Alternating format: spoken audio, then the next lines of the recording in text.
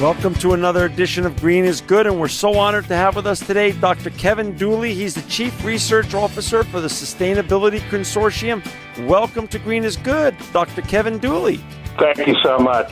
Well, it's so nice to have you on today, Kevin. And before we get going and talking about the important work you're doing at the Sustainability Consortium, can you please share with our listeners a little bit about your background and your journey leading up to what you've been doing over at the Sustainability Consortium? Sure. Well, my other kind of daytime job, so to say, is as a professor in the business school at Arizona State University. And I go back a couple decades. So I started off and was very lucky to get into both engineering studies and then academia. At the same time, the quality movement was coming up. And so that definitely excited me. And so over the years, I worked on quality and innovation and worked on a few entrepreneurial ventures. And for a variety of reasons, those came to a natural conclusion. I was looking around for kind of what the next big thing to do is. And a couple colleagues of mine asked me to participate on a paper about sustainable purchasing. And I saw that there was not a lot of work done up to date. And so I think I dedicated one of my summer reading lists a couple of years ago, maybe 5 or 6 years ago now, to really educating myself on what sustainability was and really what the state of the world was around environmental and social issues in particular. And really that transformed my thinking, and it kind of rather immediately led me to make a conclusion that I really wanted to dedicate the rest of my career towards this topic because it is not only very important, but I think we have a sense of urgency to act and act broadly and largely. Well, I'm so happy you're on because this is such a critical issue, and you're just doing such great thought leadership work on this.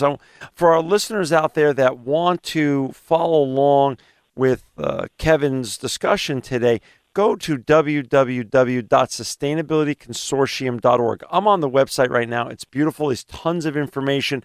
Please share with us, a little bit about the Sustainability Consortium, about the transformational process that you're implementing there now in terms of how we interact with consumer products and how they interact with us. Great. Well, you are right in that our focus is around consumer products. And consumer products offer us great both opportunity and risk. I think that we can all agree that consumer products give us a lot of the comfort and quality of living that we hope to achieve. And indeed, when we look at the social aspects of sustainability, part of the goals that we have at a global scale is to bring up the living standards of people around the globe, and consumer products can play an important role in that. But we also know that consumption is going up as the middle class globally expands, and that means that we need more energy to run factories, we need more water to manage farms and forests, and we have more waste to take care of. And so the consortium's focus is to help decision makers, whether they be product designers, supply chain managers, sustainability team officers, or even NGOs or government officials, to better understand what are the critical issues where we have the most challenge to improve the sustainability of consumer products, and then what are the improvement opportunities that we can use to address those. So to date, we've covered about 150 consumer product categories that represent about 2/3 of the impacts related to consumer products on a global scale. So just like many things, consumer products follow an 80-20 rule, where there's a minority of the consumer products that we buy and use all the time contribute to the majority of, let's say, carbon and water impacts on a global basis. And so that's where we've concentrated. And we've also concentrated on the relationship between retail merchants and manufacturers. And so we've developed some surveys that manufacturers can either use to self-assess how they're doing in terms of product sustainability around particular categories like a computer, a laptop, or a banana, or a frozen convenience meal. And then these surveys can also be used and are being used by the retailers to assess their brand manufacturers' performances. You know, Kevin, over the years, as I've hosted this show and had the honor to host this show, I've learned from people like you and other great leaders that sustainability is a journey. It's not really an ends. How has the Sustainability Consortium, now that you're evolving as an organization, you're in your 5th year or so right now? Yeah, we just had our 5th birthday. Right. So how have you evolved and changed, and how has the journey taken its different turns, some expected, some unexpected, over the last five or so years? Well, I think, we've probably changed just like any startup organization changes over its first 5 years. We were talking yesterday that, in fact, we were looking at a slide pretty close to about 4.5 years ago, and we've stayed pretty true to our vision. But I think perhaps more interestingly, there's been change in the outside world. So when we started, a key part of our mission was to essentially put labels on products that would communicate how sustainable an individual product would be.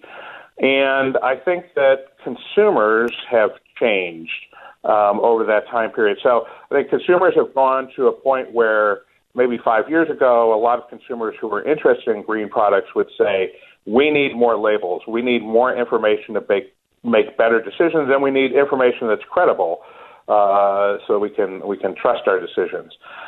Today, I think consumers, many of those same consumers would say, we want the manufacturers and the retailers to make the right decisions, and I want everything I buy, every potential product I could buy from this brand or from this retailer to be green.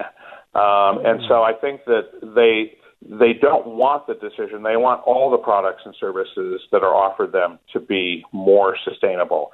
So that's one, I think, very significant change in the marketplace. And then also from the manufacturer and retailer side, interestingly, we see that green products, that consumers are not the only drivers of the need for green products. In other words, while there continues to be a small but significant and growing market for green products on the consumer side, there's so much awareness that there are many other drivers that lead to business being a good, or sustainability being a good business proposition.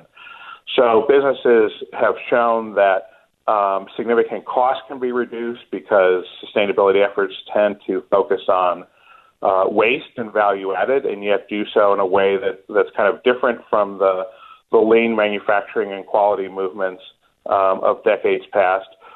They also offer access to markets, and so both at a nation level and a retail buyer level, there's new regulations that are being put in, and so businesses see an advantage to staying ahead of that curve. And then finally, businesses are very sensitive to supply risk. So I think, smart businesses see that, for example, climate change is bringing change to where particular crops are grown, and that's going to cause adaptation of our supply chains to keep up with both dwindling supplies and movement of where supplies are available. That's so interesting. You mentioned a little while ago the toolkits. Can you explain to our listeners how the toolkits work specifically for the retailers, let's just say, for example? Sure. So the toolkits, we kind of look at maybe two sets of users in a retail organization. There's the sustainability office, Right. And in most retail organizations, probably most organizations more broadly, the sustainability office is typically relatively small. It might only have maybe a half dozen or a dozen people. Most companies want to distribute the responsibilities for sustainability throughout their organization, and I think that's healthy. But there's often some type of centralized team that offers a high degree of expertise. And so we offer essentially knowledge about what makes a difference in different product categories and then how to address improving on those issues for that sustainability office so they can take that into their strategic planning and really say, okay, we know, for example, from our company vision, we know water is a critical resource, that from a risk standpoint, if we have issues with access to water, that's going to be problematic. And so they could use our knowledge base essentially to learn what product categories water criticality might be an issue, or indeed what type of regions geographically water criticality could be an issue, let's say for crop growth. And then at a more detailed level, we have the merchants, the buyers who go out and are responsible for purchasing particular products in different categories, and they also are responsible for interacting with the manufacturers on an ongoing basis, and where possible, helping them improve. And so we've developed these surveys, these key performance indicators embedded in a survey that then the merchants can send to the manufacturers to get a sense of where that manufacturer sits, and then over time see how that manufacturer progresses on particular critical issues. And so in a way, these surveys serve as both a way to measure progress, but also a way to start conversations. And really, I think many people are surprised when they hear that perhaps conversations are more important in supply chain management than contracts are. It is true that a lot of supply chain management is done at a kind of an arm's length relationship. But for example, retailers, they know who their critical suppliers are, and they have very close and ongoing relationships with these suppliers. And so anything that you can do to help focus those conversations and focus on where the best opportunity is, if you invest this, an X amount of improvement effort, here's where you're going to get the biggest gain in terms of reducing environmental impacts or improving the social condition. For our listeners who just joined us, we're honored to have Dr. Kevin Dooley. He's the Chief Research Officer from the Sustainability Consortium. To learn more about all the great work the Sustainability Consortium is doing, please go to www.sustainabilityconsortium.org. Kevin, tell us a success story. You get to work with a lot of great brands and a lot of great people. Give us a success story from a member of your organization who has integrated Sustainability Consortium products, tools, kits into their operations. Sure. Well, so one example that actually got written up by Harvard Business Review was that in our computer laptop category, we had identified that the energy consumption during the use phase of the consumer was what we call a hotspot, a very significant portion of all of the greenhouse gases and energy consumption needed to make a computer all the way from the mine through the end of life is because of the electricity that a consumer uses. And one of the improvement opportunities that we surfaced was that many computers have kind of eco-friendly settings that you can go into the operating system and set your battery on a power-saving mode, and maybe the screen goes dim after a shorter amount of time, or the computer goes to sleep after a shorter amount of time, et cetera. And these can make a great impact on reducing energy consumption of the laptop. However, most users are unaware of this feature. Even if they are, they don't necessarily know how to go about changing it. And so a merchant at one of our large retailers had the idea, Walmart specifically, had the idea of basically asking the computer manufacturers to ship their laptops with the eco-efficiency mode already turned on, kind of as the default mode. And I think this happened during the last Christmas buying season. So all the laptops that were sold by Walmart, were shipped to consumers in a more eco-friendly mode. And I think, that ended up saving over the lifetime of the computers several 100,000 tons of CO2 that would have been generated otherwise from electricity consumption. Kevin, we're down to the last three or so minutes, and I want to just ask a couple more questions about your growth. I mean, now that you're evolving, can you share a little bit about, you just opened an office in China. Explain why China, not other countries, and what kind of work is taking place there in terms of the appropriate evolution of your great organization. Sure. Well, China is important globally, both as a nation of consumption and a nation of supply. And so, for example, if we look at North America and Europe, in terms of where products come from, many of our durable products are manufactured in China. So we have opened a China office in part to expand our research team because we would like to get researchers who are on the ground in China working with Chinese industry to understand better the particular improvement opportunities that exist there. We're also doing capacity development in terms of training. And really, we're seeking out a business model. So we know that our opportunity to contribute value is going to be different in different countries. And so we're letting some of the entrepreneurial spirit work its way and figure out what is the best way for us to add value to that particular economy and culture. And what city did you open up in there? Nanjing. So we're partnered with Nanjing University.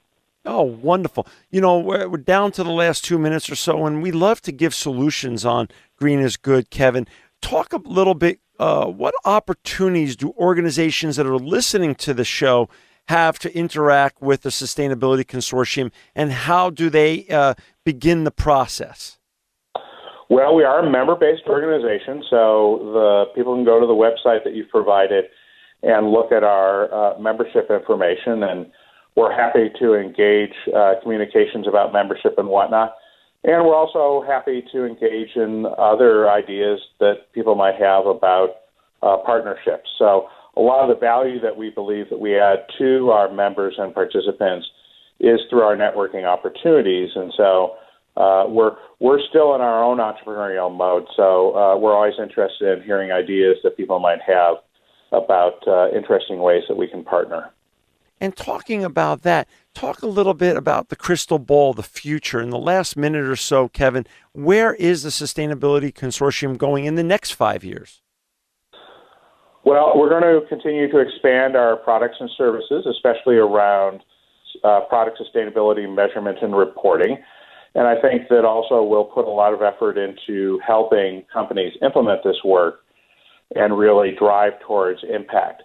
I think on the sustainability scene, we see companies already having increased interest in issues around resilience and adaptation, in particular climate change adaptation.